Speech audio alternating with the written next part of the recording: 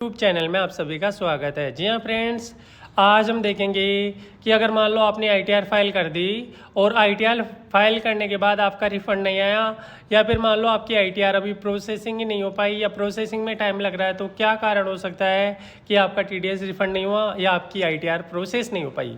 इसके लिए सबसे पहले हमने incometax.gov.in वाली साइट पे पैन कार्ड से लॉगिन कर रखा है। लॉगिन करने के बाद आपको यहाँ पे व्यू आईटीआर स्टेटस पे जाना है और यहाँ पे फाइल सक्सेसफुली आ गया और रिफंड अवेटेड आ रहा है। तो ये रिफंड हमारे को क्या है, रिफंड होगा, मतलब ये अमाउंट हमारे को रिफंड होगा।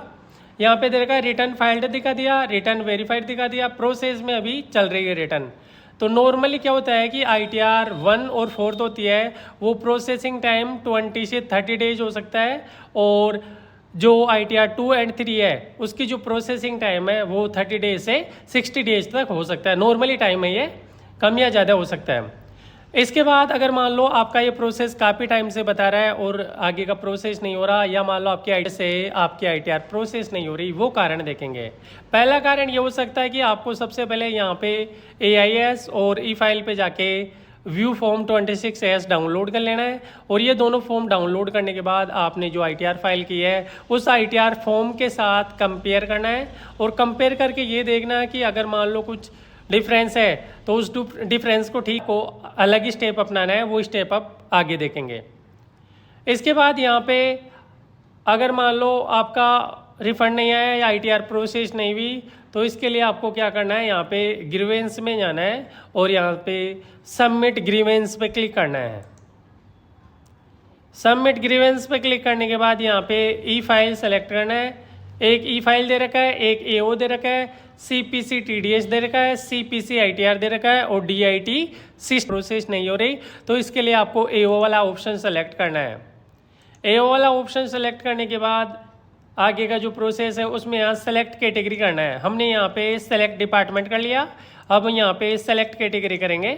सेलेक्ट कैटेगरी के अंदर यहाँ पे आपको देखना है, तो यहाँ दे रखा है प्रोसेसिंग नोट कंप्लीट, तो आपको ये वाला ऑप्शन यहाँ पे सेलेक्ट करना है, या फिर रिफंड नोट रिसीव्ड ले सकते हो, या और भी कोई कारण हो सकते हैं। काफ़ी कारण यहाँ पे दे रखे हैं, आपको जो कारण एप्लीकेबल है, आप पे जो कारण एप्लीकेबल है वो यहाँ पे सेलेक्ट करना है। तो हम यहाँ पे करते हैं प्रोसेसिंग नोट कंप्लीटेड, और इसके बाद सब कैटेगरी यहाँ से सेलेक्ट कर लेते हैं। सेम यहाँ पे सब कैटेगरी आ रही है, और कंटिन्यू वाले टैब पे क्लिक कर देंगे। कंटिन्यू वाले टैब पे क्लिक करने के बाद यहाँ पे असेसमेंट ईयर दे रखा है, तो हमारा असेसमेंट ईयर 24-25 है, फाइनेंशियल 23-24 के अगेंस्ट में। इसके बाद यहाँ पे फाइनेंशियली सेलेक्ट नहीं है, पैन नंबर ऑलरेडी लॉगिन है इसलिए आ गया। ग्रीवेंस गिवन डिस्क्रिप्शन आप यहाँ पे लिख सकते हो कि भाई हमारी जो आईटीआर है वो प्रोसेस नहीं हो पाई, तो उसके बारे में आप यहाँ पे डिटेल्स लिख सकते हो। इसके बाद यहाँ अटैचमेंट दे रखा है, और अटैचमेंट में दे रखा है सेलेक्ट, पहले दे रखा है 26 फॉर्म 16 और 16A अगर कुछ है तो वो चालान की कॉपी, ऑर्डर कॉपी या अदर कोई डॉक्यूमेंट्स। अगर मान लो आपके पास 26AS में TDS वहाँ पे है तो आप 26AS यहाँ अदर डॉक्यूमेंट्स में कर सकते हैं, अदरवाइज ये मैंडेटरी नहीं है, आप इनको छोड़ भी सकते हो। इसके बाद डिस्क्रिप्शन लिखने के बाद आपको सबमिट ग्रीवेंस पे क्लिक करना है, और सबमिट ग्रीवेंस पे क्लिक करने के बाद आपकी जो ग्रीवेंस है वो सबमिटेड सक्सेसफुली हो जाएगी।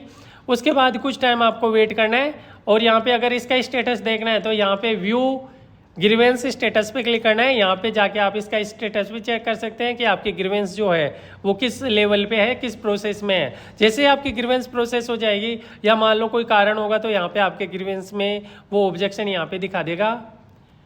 तो पहले सबसे पहले आपको 26AS और AIS यहाँ पे डाउनलोड करके इनको कंपेयर करना है। अगर इनमें सब कुछ डिटेल सही है और आपका जो टाइम पीरियड है प्रोसेसिंग का वो भी क्रॉस हो गया है, तो इसके बाद आपको ग्रीवेंस लिखना है। ग्रीवेंस यहाँ पे सबमिट करने के बाद उसका स्टेटस चेक करना है, और स्टेटस चेक करने के बाद यहाँ पे आपको देखना है कि आपकी जो डिटेल्स है वो क्या है, और किस कारण से आपकी आईटीआर जो प्रोसेस नहीं हो पाई, या आपका जो रिफंड है TDS का वो रिफंड आपको क्लेम नहीं हो पाया, उसका रीजन यहाँ पे आपको शो हो जाएगा, या फिर प्रोसेसिंग के अंदर आपकी आईटीआर प्रोसेस हो जाएगी और आपका जो रिफंड है आपके बैंक अकाउंट में क्रेडिट कर दिया जाएगा। तो इस प्रकार से अगर आपका मान लो TDS रिफंड नहीं आया या आईटीआर प्रोसेस नहीं हुआ, तो वो कंप्लीट प्रोसेस आप यहां से कर सकते हो। कैसा लगा वीडियो अच्छा लगा हो तो लाइक करें, चैनल को सब्सक्राइब करें। Thank you for watching, bye bye.